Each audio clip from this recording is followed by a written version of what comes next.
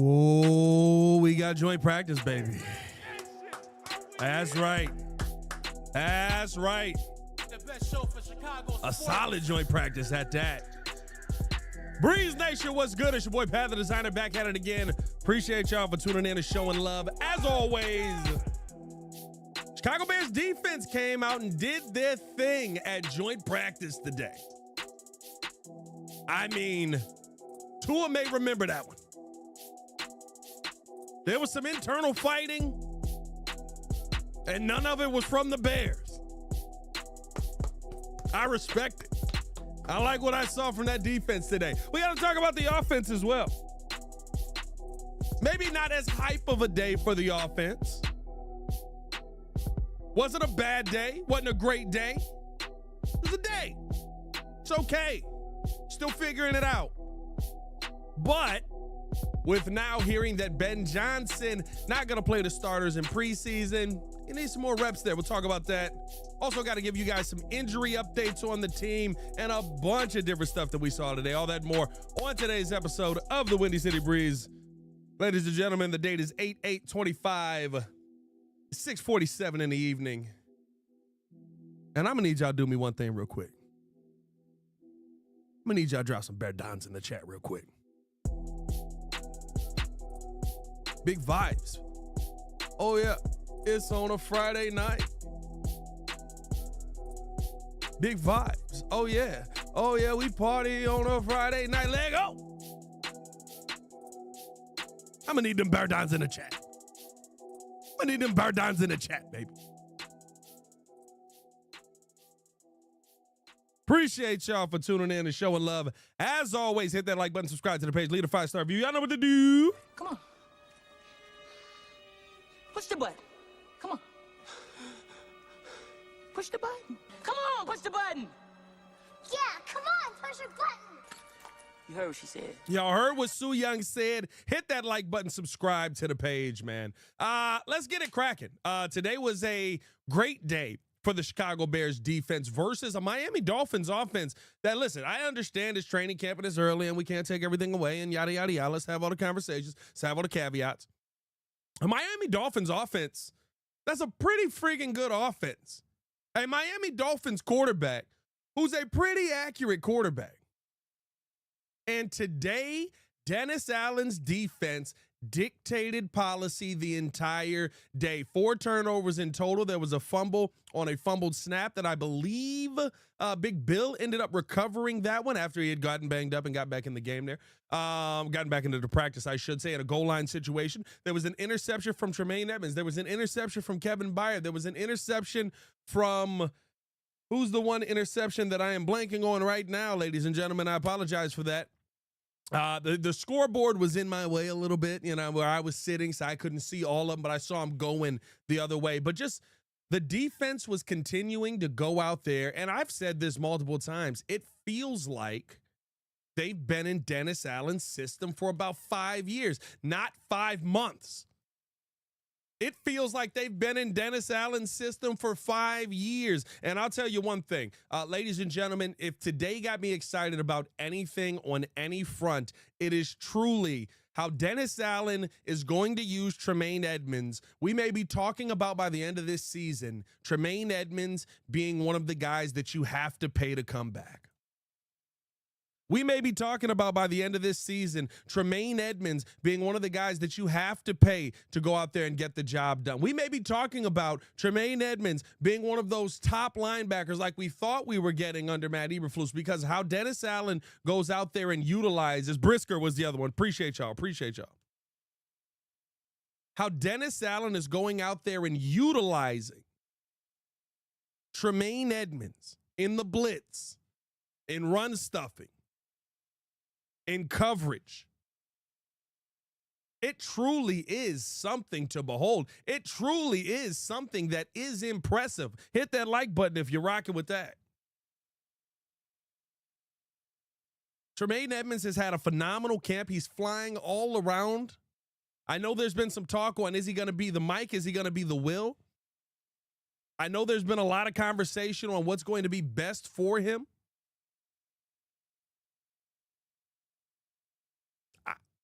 Listen, if he can call out the defense and he can call plays and he feels comfortable doing it and you feel comfortable utilizing him in that, use him at the mic. If you want TJ Edwards in that spot, use him at the will. It doesn't matter how how Dennis Allen is utilizing Tremaine Edmonds in this camp has been nothing short of impressive. And it's the one thing that I can't wait to see actually on a preseason field. Probably now in week 2, I would assume you're going to get most of that preseason work versus the Buffalo Bills here. But it's just night and day. He looks reinvigorated. He looks like the linebacker that we thought that we were going to get, and that excites me. Looking at just the defensive line today, I got this per J-Mac as he was down there watching the one-on-ones, kind of how they had the field set up. You couldn't see everything, but J-Mac is the sideline reporter for ESPN 1000, so he gets, a little bit access that the rest of us don't get. So J-Mac was down watching the one-on-ones, and he said Jonah Jackson dominated his rep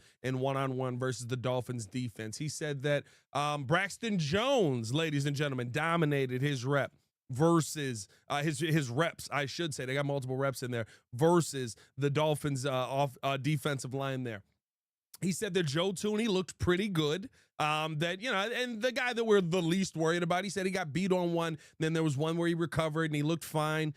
He said that Drew Dahlman dominated his rep as well. So hearing some really good things on the offensive line feels like a spot you won't have to worry about. But hearing that Braxton Jones was out there in one-on-ones, and I thought he did a good job today as well. He got to start with the first team offense. I thought he did a good job out there as well, and he was holding his own. He looks like he's more comfortable with that toe injury. He looks like he's more comfortable, exploding out of his break. He looks like the kind of offensive lineman that you want to see on this team. And so, we'll see what that ends up being in the long run. But right now, he is the first string offensive lineman. They did say, Ben Johnson did talk about how they do expect him to get some reps with the first team here. But it's just one of those things where, you kind of got to wait and see to see who's going to win this out. I asked Ben Johnson about that, and he said he's not going to rush it. I this morning when he was in the presser, my big question to him was, do you feel like you are close to getting the answer? I would assume you don't want to go all the way through camp and have to be dealing with this. And he said, listen, we're going to take as long as we can. We're going to take as long as we have to make sure that we're getting this answer right. And I love to hear that. I love to hear that you're not going to rush through this. I do think you need to find the answer. I do think you need to find the right answer, but it does you no good if you throw Ozzie Trapillo out there and he starts to get his butt kicked week 1.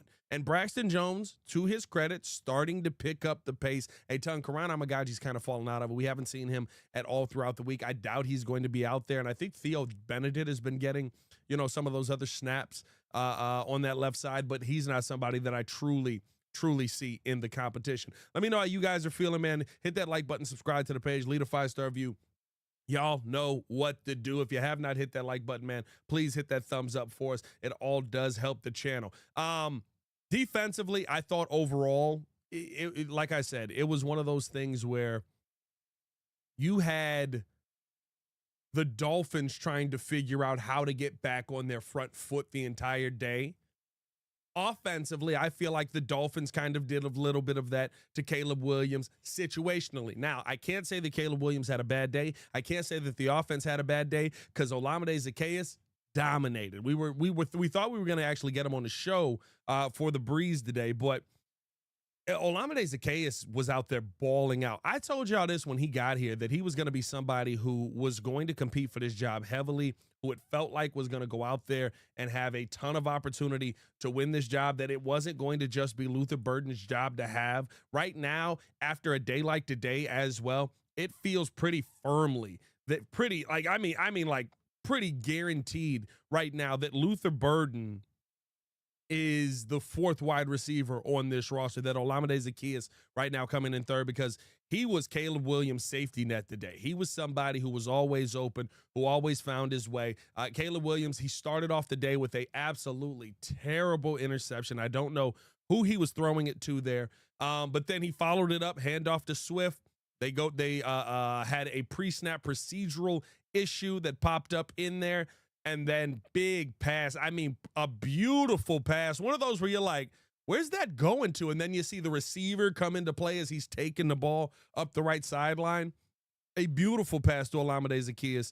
And he's just been consistent He's just been somebody that you can count on, that you can rely on. And I think that's something that if you are the Chicago Bears right now, you feel like you really hit the nail on the head with that signing, because even if it does take Luther Burden a little bit of time to get up to speed, which it seems like he's got all the skill set, he's got all the talent, but he clearly doesn't have the full playbook. You heard some of the questions, and I talked about it yesterday on the show about, Caleb having to tell Luther Burden where he needed to go in motion, and, having to still direct him kind of. And that's what the quarterback should do. That's a part of his job. But it feels pretty firmly fixed. Right now, your one maybe is Rome Odunze. Your number two right now maybe is DJ Moore. Maybe that's vice versa. They're still pretty close neck and neck there, but that's your 1 and 2 combination. And your number three right now, to me, firmly fixed is Olamide Zaccheaus. And I think that that's a good place for you to be. It gives Luther something to work towards. It gives him something to fight for. And hopefully by the end of the season, you are talking about Luther Burden being that top dog. By the end of the season, you are talking about Luther Burden being the guy who is the number 3 wide receiver or the slot wide receiver on this team. But I love the fact that you have that competition in place right now. Like, that truly does excite me that the Bears currently have that competition in a spot where, this is not something that's given. This is going to have to be earned by you. And I think that puts the Bears in a really, really strong position moving forward here to start this season. Hit that like button if you have not done so. Outside of that, though, I thought that the offense had some up and down moments. I thought that Caleb Williams had some up and down moments. And it's one of the reasons why I do I thought Sylvie asked a great question today. He asked Ben Johnson, you can give Caleb the reps today. Why don't you also give Caleb some of the reps in preseason? Not all the reps, but some of the reps in preseason. And me leaving today, looking at the offense, I didn't feel like I was looking at an offense that didn't need more reps. And now it doesn't mean they won't get them again. They're going to play in the preseason game versus Buffalo. I would assume you probably get a half of football in that situation, and maybe you get less in the joint practice, which might get all the reps right that Caleb needs, and he's going to be fine. And I'm still not concerned by this at all. But today didn't feel like you had an offense that went out there and just was kicking the doors open or kicking the doors off of Miami. It didn't feel like the offense was in control. There's so many pre-snap procedure issues. There are so many false starts. Today was a big day for him. I mean, let me see. Let me run through this here and make sure I'm on the right day. Has so many freaking notes on this. All right, boom. Cole in the flats, Cole on the comeback. False start. Scroll down further down. First pass from Caleb, not even close. Terrible. Oh, my bad. That was on a 707. We had a false start in 707. That's nuts. Handoff to Swift. False start. False start on Kyle Monangai. That was one where Kyle kind of got. It seemed like. It looked like he thought a play was coming. He was reading the corner blitz that was coming from his right side, and he got up on his toes like he was trying to get there, and the snap didn't come when he was ready, and he just kind of stumbled forward, ended up getting a false start there. You had incomplete pass here, false start, another false start. Like, there's too many of those issues continuing to pop up. And it is the one reason why I think you have to look at this team right now and say, hey, you've still got to get some of these reps in. You still have to get, you still have to figure these things out. And I think what better time to figure it out than in game? There's one moment also with some of the procedural stuff that really stood out to me. Not procedural, I guess, with some of the reading of defense that really stood out to me. And it's kind of where I wanted to see Caleb Williams go out there and why I want to see him in preseason with his offensive line in front of him. Of course, you don't want to send him out there without anybody in front of him, but there was a play today where, Caleb's in live period. Live period did not go well for the Bears. That live red zone period. On the offensive side, you had a handoff to Swift up the middle. It was a solid run. That was probably the best play of the entire live period. You have the pass to DJ Moore that was incomplete. You had a sack on Caleb Williams. That sack on Caleb Williams was the defense shifted to the right side. Caleb tried to make a check to shift the line to match with it. He starts looking through, scanning the defense. One of the safety goes, he doesn't know what he's looking at. He doesn't know what he's looking at. And set hut. Running back goes. Now, again, maybe Caleb set the protection perfectly and somebody out there didn't know what they were doing. Running back goes to block the defensive end. Darnell Wright goes to block the defensive end. And there's a wide open free rusher blitzing in his face. And again, that doesn't mean it's a Caleb Williams issue. It could be an offensive issue. But the problem is, and the thing that I love about offense is it has to be a perfect ballet. It has to be a perfect measure for you to go out there and truly see success on a consistent basis. And that's not what we're seeing right now. You're seeing a team that's still trying to figure a lot of this out. You're seeing a team that's still trying to figure out, okay, when are we going? When are we getting lined up? How are we, the little things that end up adding up in the long run, the little things that end up on a play in and play out basis hurting you in the long run. Those are the things that you really want to see Caleb Williams get cleaned up. And it's why I would have wanted to see him play a couple of reps in preseason. I'm not telling you he needed to play the entire first half, but I think how the Bengals went about it, and I know very different. They didn't do a joint practice with the Philadelphia Eagles, so they went out there and they played more of the first half. But I thought the fact that it didn't matter what the Eagles were doing. The Eagles had their twos in. The Bengals said, we're the ones that have been starting slow. We're the ones that have been struggling to hit the ground running. It's not the other team. I'm not worried about what they're doing. We're going to play Joe Burrow. We're going to play our starters here. And that's something that the Bengals have not done in the past. They realized that it was an issue and they went about it. Now, again, I said this morning on the show. Something only is an issue if it doesn't work. Today looked like I would have wanted to see the offense go out there and have some more reps. If you go out there versus the Buffalo Bills, or forget all of that, if you go out there week 1 versus Minnesota and you're just lacing the ball in there, pre-snap procedures perfect, you set hut, boom, everybody just dropping back, beautiful play, Caleb's flinging balls, deep balls down the field on the left side, right? He's just killing the game. Then no, he didn't need to be in preseason. He didn't need to have more reps. He had it down. He had the offense. And there's still a lot of time for us to go through that process. The only way that you ever say or you ever see, and like the video if you agree, the only way, like the video if you disagree, just like the video. The only way you ever see a team get called out on not playing their guys is when you lose.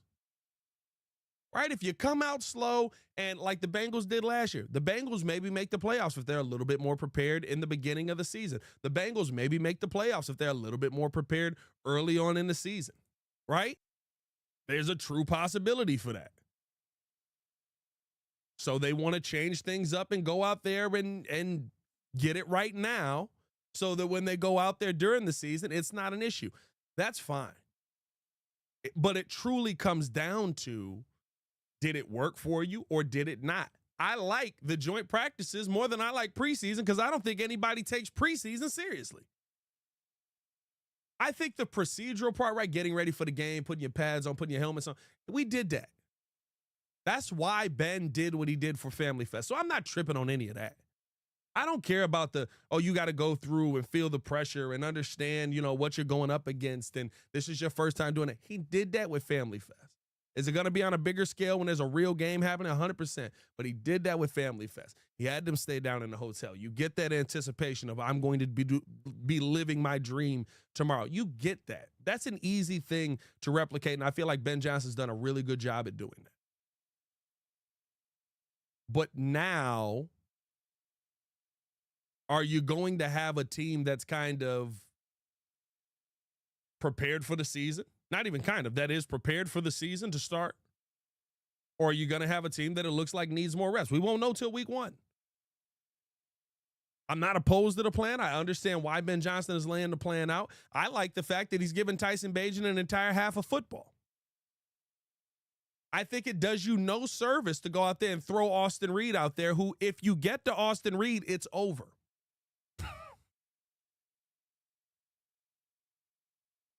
It does you no service to throw a guy like Austin Reed out there when, if you get to Austin Reed, you know that your season is done. Throw Case out there, throw Tyson out there, get them as many reps as you can, because those are two guys that you may actually have to use this season, depending on how banged up your quarterback is or isn't throughout the season. And I think the best teams usually have that quarterback that can come in and sustain you a couple of games. The Chiefs had a guy like that. The Cowboys have had a guy like that. Like, you have to have that. So I like the plan. It's just a matter of, is the plan going to work? We won't know that until week 1. Appreciate y'all for tuning in and showing love. Hit that like button, subscribe to the page, leave a 5-star review. Y'all know what to do. Some of the injury things that we saw, I saw this from Courtney earlier, and I do want to go to X and double check this. Somebody dropped this in the Discord, but I do want to double check this because, listen, outside of, the practice itself, we got some good updates. Darnell Wright was back out there today. And he had a little bang up in that Thursday practice. What's today? Yeah, Thursday practice. Today's Friday. They all running together, bro. But he was back out there. He looked good. And like I said, with J-Mac from J-Mac reporting and watching him, that he looked like he was winning his rep. He looks really good on that right side. We got this update from Courtney about 2 hours ago, and this is one that could get a little bit concerning. Kyler Gordon has a hamstring injury per the team, which he sustained in Thursday's practice. To me, that's where this might get a little bit scary here. That's where I might have a little bit more concern here. And the reason being, the hamstring injuries linger. Those are the injuries that you say, we're good, we're fine here. And a month, 2 months, 3 months in, you start to see that be, still something that's lingering around. That's where I start to get a little bit concerned with some of the stuff with the hamstring stuff. But I'm not I don't feel like this is right now, this is a major concern because we saw him on the field today doing some individual drills, doing some things on his own, doing some things solo. So I'm not as worried. I feel like this is still something to monitor and keep a close eye on. But I like, where the Bears are at health-wise heading into this season. Of course, Jalen Johnson is the big blow that you have right now, but I feel like the Bears have done a really good job monitoring everybody, making sure that any of these injuries that are some of the dings that guys have been navigated well outside of the bigger things, right? Shamar Turner is one of the ones where he got rolled up on, and we haven't seen him back out there. That's one of the ones you may need to be a little bit more concerned with. That's one of the ones you may need to be a little bit more focused on.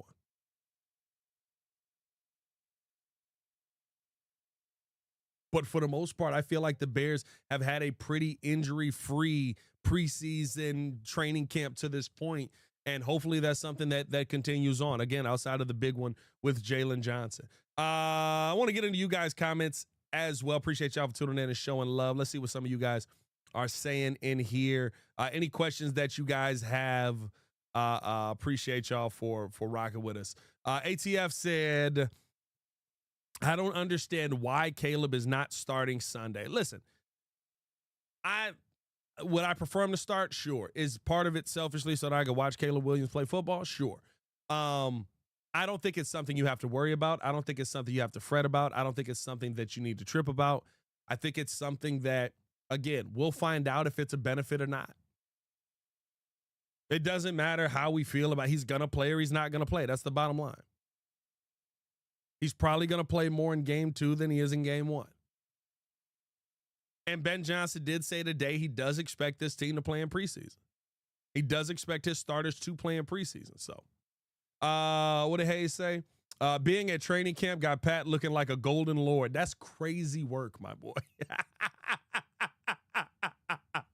A golden lord is crazy work, bro. That's diabolical right there. What else we get? Kenny Adams said he's just getting acclimated to the offense. 100%.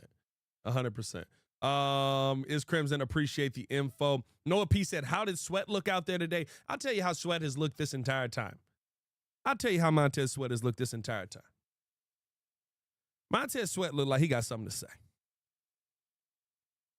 Montez Sweat looked like he heard. And here's the thing that I love about this team as a whole. Nobody Nobody is shying away from what happened last year, including the head coach. Nobody is shying away from what happened last season, including the head coach. They understand that X, Y, and Z was a problem. Montez Sweat understands that his injury, which I don't know what it was, but it feels like it was a pretty significant injury based on how everybody talks about it, and that he played through it. It feels like it was a pretty significant injury the way everybody talks about it, and that he played through it. He looks like he's ready. He has something to say. And he hears all the critics. He hears all the, oh, he's not worth the money. He hears all the, he's not the guy that you should have paid, yada, yada, yada. And he's ready to go out there and take names. I mean, he's been putting in work. We had this was so crazy, bro. Like, as a Bears fan, you got to like contain yourself. You got to be professional out there, because a lot of people are covering the team, but they're not Bears fans. If the Bears win, it helps their job. I'm a Bears fan, right? We sitting in the media bleachers. We watching the practice, yada, yada, yada. Then all of a sudden, Kyle Long walks up, sits down like right behind me, a little to the right, and he's sitting there talking with everybody in the media booth and yada, yada, yada. And Kyle Long, and I forget who asked him. Maybe Alex Shapiro asked him, who on this defensive line would you hate to block? Immediately says Montez Sweat. Immediately he says Montez Sweat.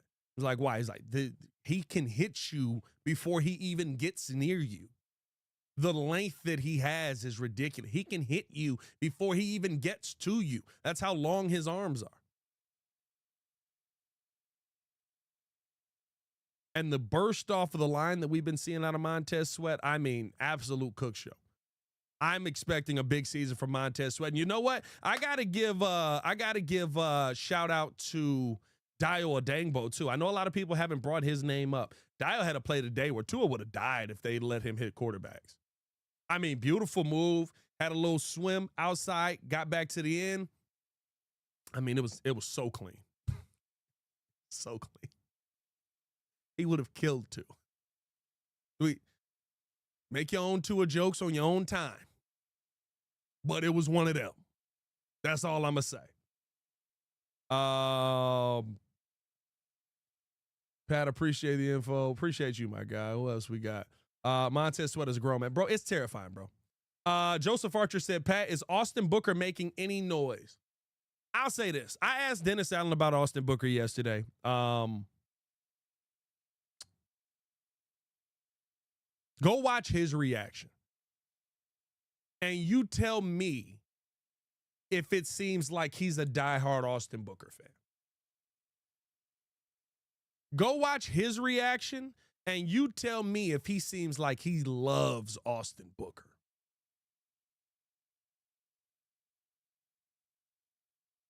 It sounds like it may be a tough team for Austin Booker to make. To me. Now, I may be wrong. I may 110% be wrong. And y'all know I wanted Booker. I thought Booker, I'm like, he's got the speed, he's lean. I wanted him in the 4th round where we took a punter.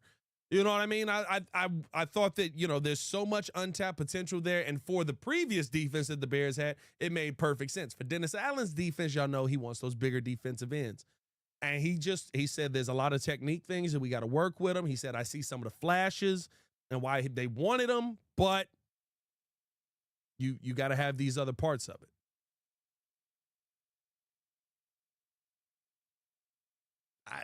I don't know if AB is going to be a big part of this team. Let's see what else we got. I told Tez that he owes us 6 sacks from last season. That's hilarious. Baki said, Pat, you're hilarious on the Chicago Bears podcast. Why did Ben Johnson and Mike McDaniels look like they were doing a coke deal? Bro, tell me hold on. Let me see if I can pull this picture up. Bro. You tell me I'm lying. I mean, They 110% look like the coke dealer in the plug, bro. Hold up. Where's this picture at? Where's this picture at? I know they posted it. Bruh, look at this. Can I say this? Let me see. You gonna let me drop this in here? No? No? Okay. And I can't do it. I can't just add a screen share no more. If I just had a screen share, I could display capture, maybe. Well, it would help if it was the right display. Oh, okay. Hold on. We might have it. We might have it. Is it this one?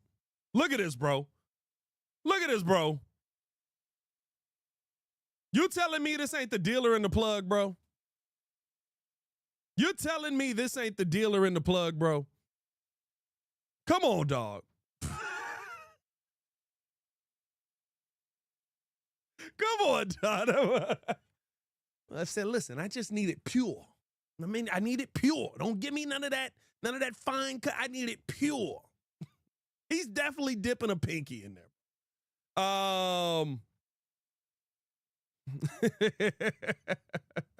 Mike McDaniel's on some raw Air Max, bro, 100%, bro.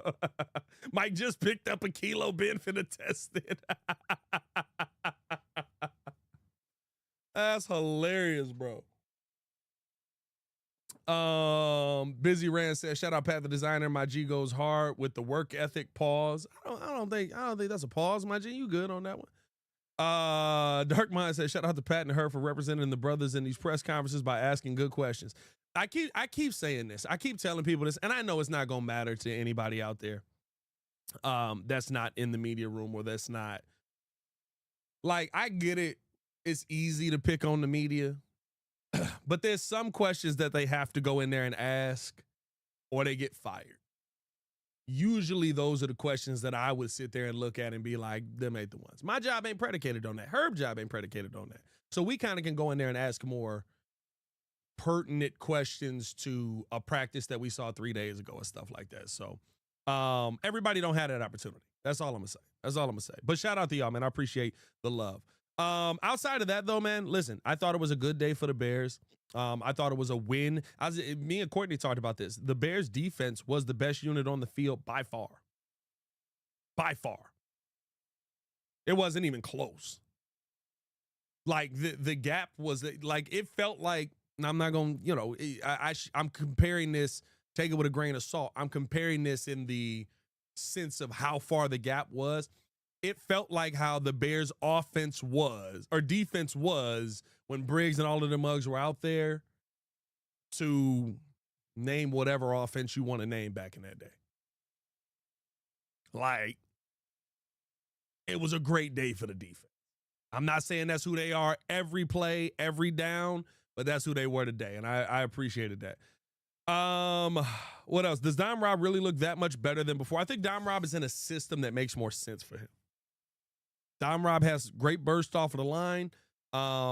He's really good at setting the edge. This system is going to be a lot more predicated on the interior pressure than it's going to be predicated on the exterior pressure. I think that your edges are, they're extensions of the pressure that you're getting on the quarterback that's forcing him into them, where you have to set the edge. That's why you have to set the edge. They're more important in the run game than I would say they are in the pass rush game this year. Not that they're not important, but I truly believe the Bears' goal is to get a bunch of sacks from the interior. I truly believe the Bears' goal is to get a bunch of sacks by a blitz. And man, there was a lot of that today. Every time I peeked over, it felt like there was one play, Jaquan Brisker got sent on a blitz. He would have killed Tua. There's another play where Andrew Billings basically was just moving people out of the way and chasing down Tua. He would have killed Tua. Like, it was a long day for Tua, to say the least.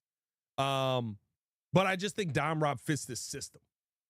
I think he fits this system really well, and that's one thing that does get me excited. What's going on with Daniel Hardy? Not a lot. Kind of the same situation as Austin Booker. Yeah, I mean, kind of the same situation as Austin Booker. Kind of small, more of a linebacker probably in this defense than a defensive end, but we'll see kind of how that plays out. Special teams guy for sure. He'll be on the roster. Special teams guy for sure. If Brisker's healthy, think he has all-pro potential. Hearing he's all over the place. Jaquan Brisker has made a play in just about every single practice. Jaquan Brisker is always one of the best players on the field. And I love the DA. Again, this team does not shy away from the conversation. DA came out and immediately said, it's all about keeping him healthy. If we can keep him on the field, he's one of the best players on the field. If we can keep him on the field, he's one of the best players on the field, bar none. That's just facts.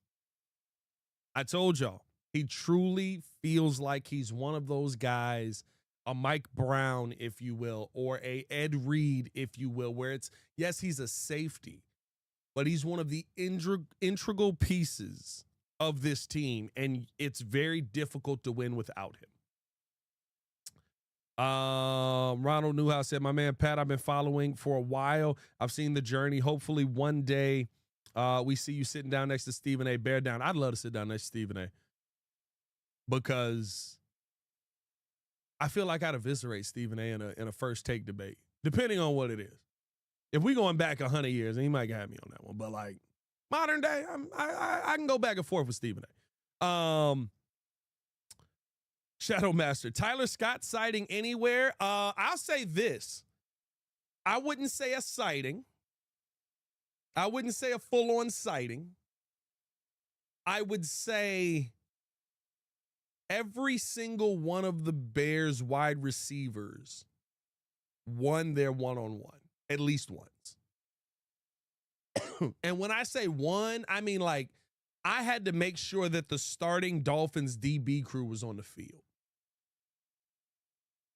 Tyler Scott had a nice route in that really was, kind of his big day moment. Outside of that, I mean, it seems very quiet for T. Scott right now. It does. And that's, that's kind of tough. That's kind of tough. But there's not really a spot for him. If you're a wide receiver, listen, y'all know how I love JP Richardson. I would want him on this team. I feel like he's a really, really good wide receiver. And he's probably not going to make this team. If you're a wide receiver or a tight end on this team, like you having a tough time dealing with Camp. And it's starting to see, I think, I'll be honest with you. I think Ben Johnson is just being up front. I think Dennis Allen is just being up front. And they are telling these guys, look, I don't have a spot for you. I don't have a spot for you. And you're starting to see some of that in the play. How it looks to me, I should say. I'm going to get a couple more in here, and then I'm going to get up out of here. I just love that our head coach doesn't act like he has the codes to a launch nuke when you ask him a question. Bro, it's so refreshing. It's so freaking refreshing. It's so freaking refreshing. Like, just having him walk in a room and go, hey, so that thing y'all all want to talk about, let me address that real quick. This the problem. This how we going to fix it. Now it's not a problem. Your questions. It's like, I don't have to ask anything about that anymore. Thanks. It's so great. What else do we got? How did online D-line look in one-on-one? I talked about that already, Alex. They looked pretty good out here. Shador's out here hooping, is he? Yeah, I'm finna go upstairs and watch that. I think JP is slightly faster T. Waddle. There's a conversation. I have had that conversation with Waddle. We're not gonna speak on that one. I have had a conversation though. Any notable punt kick returns? Has Luther Burden or Rome gotten a chance at it? No, neither of them has gotten a chance at it. What I will say is this: Torrey Taylor kicked a ball. Now I went into the end zone, and you can out punch your coverage. This was one of those. I think he was standing at the 15. It landed at the 5, and then it ended up bouncing into the end zone.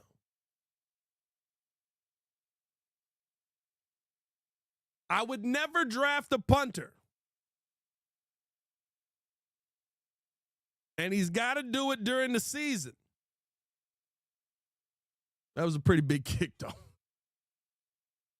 It was one of those.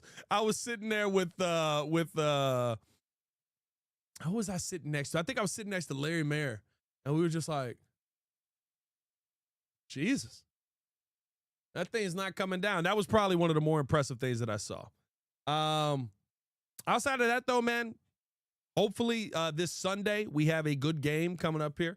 I'm very excited still to see a lot of things from this Bears team overall. I'm very excited still to see a lot of things from, some of these other guys. I'm excited for you guys to get a chance to lay your eyes on JP Richardson. Not to hype this man up this entire time, watch him go out there and not do anything. But I'm incredibly excited to see, what some of these other guys are going to do. And we are going to get to see the left tackles go out there and play. Ben said 9 of the offensive starters, 9 of the defensive starters aren't going to play. The left tackles are definitely one of them. I would assume Colston Loveland maybe is 2. I don't know. I don't know who ends up being on that. I would think Colston's in there. But I'm very excited to see what this left tackle competition is going to look like, especially with Ozzie getting majority of the reps. But, hey, man, we appreciate y'all for tuning in and showing love as always. Hit that like button, subscribe to the page, leave a 5-star review. Y'all know what to do. It's your boy, Pat the Designer, back at it again. Y'all stay safe out there, Chicago. We will be back with more content tomorrow, or if any news breaks here, y'all know, stay tuned in. Hit that like button, like I said, man. Bear down. One love. Peace. The best show for Chicago sports.